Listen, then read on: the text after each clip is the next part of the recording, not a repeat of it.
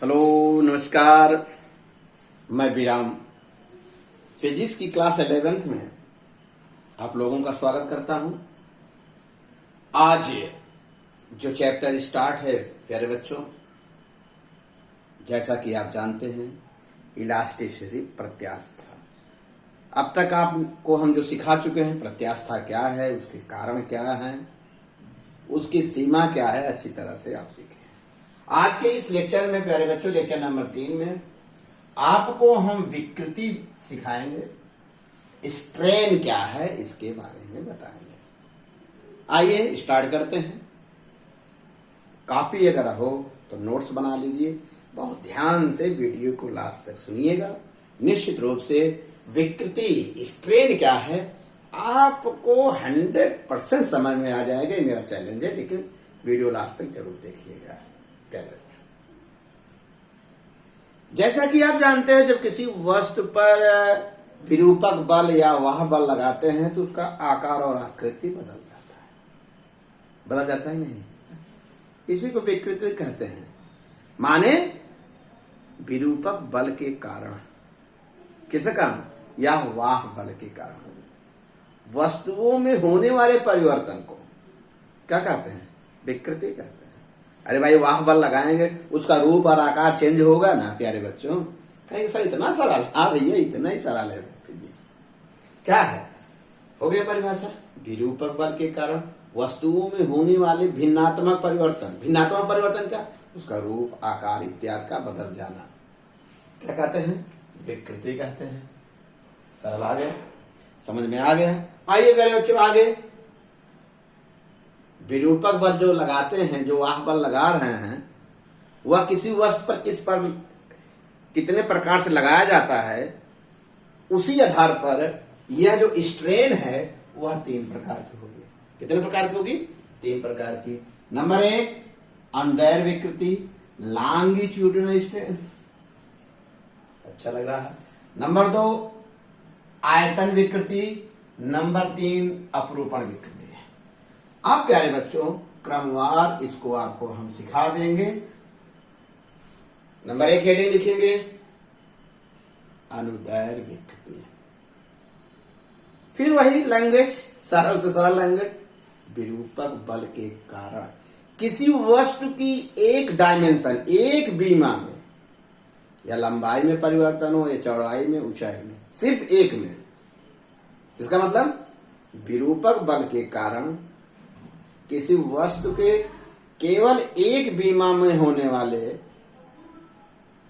भिन्नात्मक परिवर्तन को क्या कहते हैं, अनुदैर्ध्य विकृति, लीनियर रेखीय विकृति या लीनियर स्ट्रेन कहते हैं।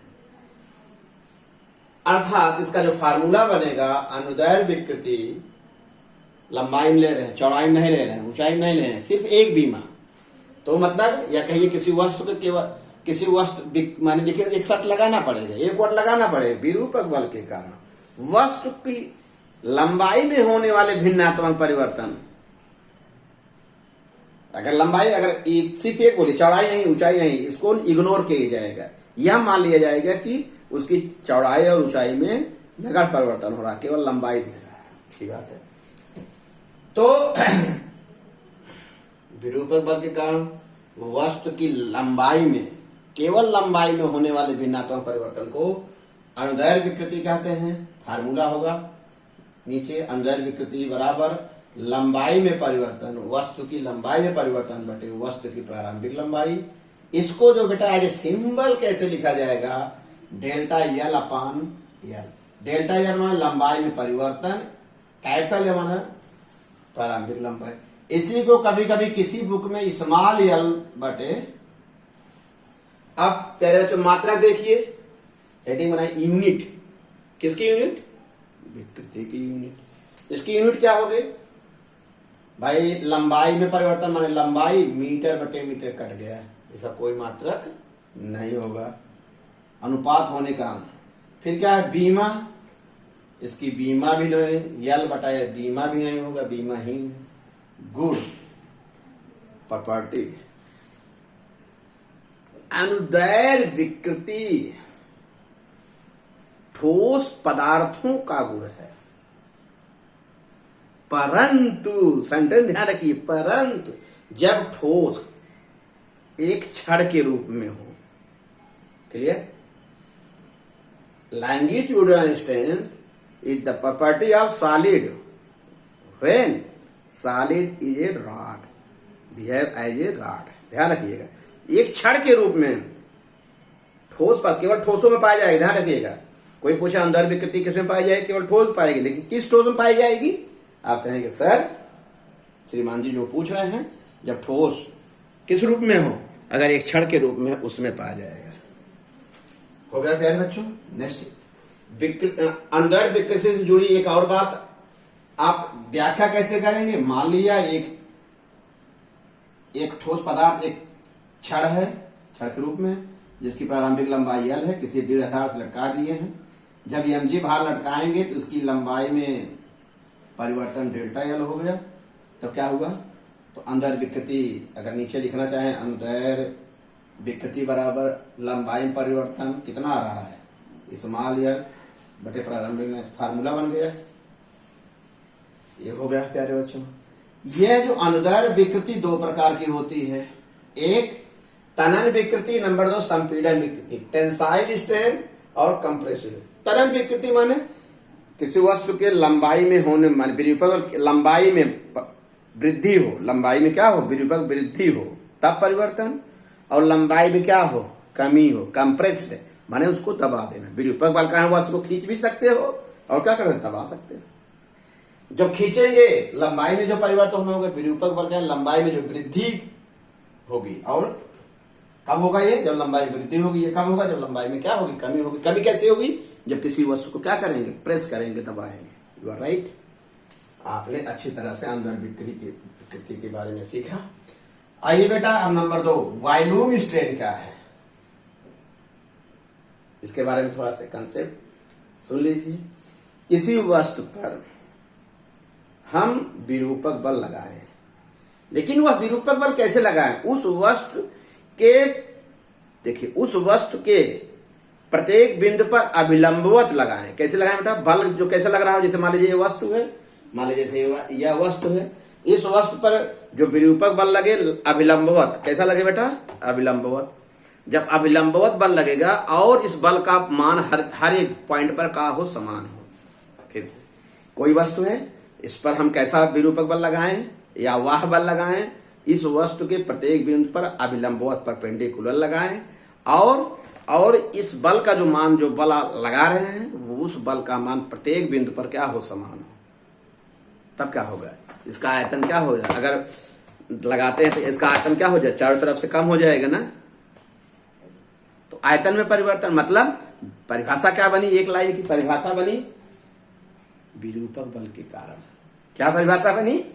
विरूपक बल के कारण किसी वस्तु के आयतन में होने वाले भिन्नात्मक परिवर्तन को, वहां लंबाई में, यहाँ क्या, आयतन में होने वाले भिन्नात्मक परिवर्तन को क्या कहते हैं? आयतन विकृति कहते हैं। फार्मूला नीचे लिखना चाहे तो लिख लो, लेकिन कंसेप्ट बना रहे, वस्तु के प्रत्येक बिंदु पर बल लगेगा, अभिलंबवत लगेगा, हर पॉइंट पर समान होगा। आयतन विकृति बराबर वस्तु के आयतन परिवर्तन बटे वस्तु का प्रारंभिक आयतन, जिस प्रकार इसको लिखे थे, डेल्टा V अपान V या स्मॉल v बटे कैपिटल V। समझेंगे? अच्छी बात है। फिर इसकी भी बीमा नहीं होगा, इसका भी मात्रक नहीं होगा, गुण। आयतन विकृति, ध्यान रखिएगा, वेरी इंपॉर्टेंट पॉइंट है। आयतन विकृति, ध्यान रखिए, वेरी इंपॉर्टेंट पॉइंट। क्या होगा? ठोस, द्रव, गैस, तीनों का गुण है। किसका गुण है? ठोस का भी गुण है, द्रव का भी गुण है, और गैस, तीनों में पाई जाती, तीनों माध्यम में पाई जाती। कौन विकृति? आयतन विकृति। आइए एक एग्जांपल से आपको स्पष्ट कर दें जल्दी से। या देख रहे हैं, कोई घना, माने देख रहे हैं, घनाकार वस्तु है, इस पर हम अभिलंबवत बल लगा रहे हैं चारों तरफ समान रूप से, इसका आयतन क्या हुआ? घट गया। या कोई बॉल है, उस पर हम दाब लगा रहे हैं, देख रहे हैं, पहले आयतन क्या था? V था, अब क्या हुआ? कमी आ गई, डेल्टा V हो जाएगा। ये फार्मूला बन गया। कहेंगे सर बहुत सरल है। हाँ भैया, यही फिजिक्स है। और इसी से आप घबराते हो, ये बहुत कठिन है, बहुत सिंपल है लल्ला। ये आपको ठीक है। सबसे अच्छी बात है आयतन, विकृति, ठोस, द्रव, गैस तीनों माध्यमों का क्या है, गुण है। बहुत अच्छा लग रहा होगा प्यारे बच्चों, एक ही तरह से बताने का प्रयास कर रहे हैं। अब आइए बेटा तीसरा, अपरूपण विकृति, शियरिंग स्ट्रेन। शियरिंग स्ट्रेन, इसको हम आपको अच्छी तरह समझा दें। यदि किसी वस्तु पर विरूपक बल लगाएं, कौन बल लगाएं, स्पर्श रेखी। कौन बल लगाएं बेटा, स्पर्श रेखी। लेकिन जिस पृष्ठ पर यह बल लगा रहे हैं उसकी विपरीत पृष्ठ स्थिर हो। जिस पृष्ठ पर हम ये बल लगा रहे हैं, यदि किसी भी वस्तु के पृष्ठ पर कौन बल लगाएं, टेंजेंशियल फोर्स माने स्पर्श रेखी बल लगाएं, लेकिन जिस पृष्ठ पर लगा रहे हैं उसके विपरीत की पृष्ठ स्थिर हो, तब ऐसी दशा में क्या हो जाएगा, ऐसे बनेगा अपनी आकृति, या खिसक जाएगी, ये नीचे वाला स्थिर है। तब कैसे कंसेप्ट बना बेटा ना, क्या करें, जब किसी वस्तु पर क्या लगाएं, किसी वस्तु के एक पृष्ठ पर स्पर्श रेखी बल लगाएं, परंतु उसके विपरीत की जो पृष्ठ होगी वह स्थिर होगी। ऐसी दशा में वस्तु का आयतन चेंज नहीं होगा, लेकिन उसमें क्या होगा, विकृति उत्पन्न हो जाएगी। तो विरूपक बल के कारण क्या होगा बेटा, पर्त की दिशा में माने किसी पर्त के दिशा में विस्थापन होगा, तथा उस पृष्ठ की जिस दिशा में स्पर्श रेखी बल लगा रहे हैं, स्थिर पृष्ठ लंबवत दूरी, स्थिर पृष्ठ कौन दूरी का जो अनुपात होगा, क्या जो अनुपात होगा उसे अपरूपण विकृति कहते हैं। क्या कह सकते हैं बेटा, स्पर्श रेखी बल की दिशा में पर्त का विस्थापन तथा उस पृष्ठ की स्थिर पृष्ठ की लंबवत दूरी का जो अनुपात होगा वो अपरूपण विकृति होगा। इसका भी कोई मात्रक नहीं होगा, कोई बीमा नहीं, गुण, ये ठोस का गुण है। किस पाया जाएगा, केवल ठोस माध्यम में पाया जाएगा, और वस्तु चाहे जिस आकार की हो, इसमें आकर ये भी ठोस, देखिए अंदर विकृति भी ठोस पदार्थों में पाया जाएगा, ठोस का गुण है, लेकिन इसकी शर्त है लंबाई, जब छड़ के रूप में होगा। यह क्या है, किसमें पाया, ठोस में पाया जाएगा, चाहे वो जिस शेप की हो। क्लियर होगा बेटा। आइए एक एग्जांपल द्वारा इसका फार्मूला डिराइव करते हैं आपको अपरूपण विकृति की। आप ये देख रहे हैं, ये जो आपको बुक नहीं भी देख रहे हैं, अभी बुक लेके हम आपको समझा रहे थे, ये बुक लिए थे ना, इससे जल्दी से देखो बेटा, इसे ऐसे बल लगाएंगे तो क्या होगा, ये पर थोड़ा आगे देखिए, ये आगे बढ़ जा रहा है, वही चीज यहाँ करेंगे प्यारे बच्चों। स्पर्श रेखी बल लगाएंगे तो ऊपरी पृष्ठ देखिए, जो सी यहाँ था यहाँ पहुंच गई, ये बी यहाँ था तो यहाँ ई पे पहुंच गया, पर्त का विस्थापन हो गया। ये आपका कौन स्थिर है, ये क्या है, ये बेटा स्थिर परत है, ये क्या है, स्थिर परत है। तो क्या होगा बेटा, बल की दिशा में विस्थापन, मान लीजिए ये ले लीजिए, हो गया बीई बटे उस पर्त का स्थिर पृष्ठ से लंबवत दूरी यह होगी बटा ए बी। तो क्या बना, देखो अगर ये कोण, अगर एक थीटा बन जा रहा तो थीटा बराबर क्या हो रहा, लंब बटे आधार, लंब बटे आधार क्या होगा, tan थीटा, tan थीटा बराबर थीटा। अगर ये विकृति अति सूक्ष्म होता है, इसका माने थीटा बराबर होगा बीई बटा ए बी, माने पर्त की दिशा में विस्थापन बटे स्थिर पृष्ठ से कौन दूरी, लंबवत दूरी। अर्थात विकृति को थीटा से लिखते हैं, कौन विकृति को, अपरूपण विकृति। क्लियर हो गया। अब छोटे छोटे प्रश्न जल्दी से हम बता दें, कोई पूछे ठोस द्रव गैस तीनों में कौन विकृति पाई जाती है, तो आप जल्दी से क्या बताएंगे, आयतन विकृति। ठोस में क्या पाई जाएगी, अपरूपण विकृति। जब ठोस एक छड़ के रूप में हो तो क्या पाई जाएगी, कौन विकृति पाई जाएगी लल्ला, बोलो, अंदर विकृति। आपने अच्छी तरह से सीखा, बढ़िया से नोट बना लीजिए। ओके बेटा, धन्यवाद।